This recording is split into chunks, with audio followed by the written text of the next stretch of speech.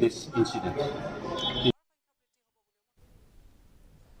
The MLA of Nongkrem Constituency, Ardent Miller Basayamoit, who is also the president of the Voice of People's Party, VPP, yesterday released 2 schemes under Special Rural Works Programme, SRWP, and Intensive Sports and Youth Development Programme, ISYDP, amounting to 2.5 crores and 3 lakhs respectively for the year 2023-24.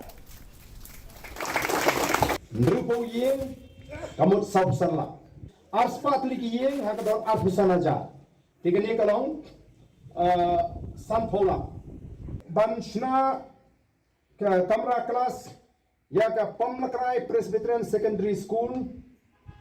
Hamotria Arpola School Nongkrem Presbyterian Secondary School Nongkrem Mopentau Kat Sanlak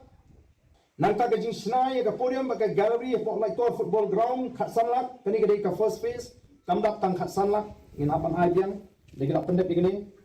Nanta ka jing shna ka jing penhe ya kamaran football ringkat ka kenro hapo maupun tau football ground kat sanlak.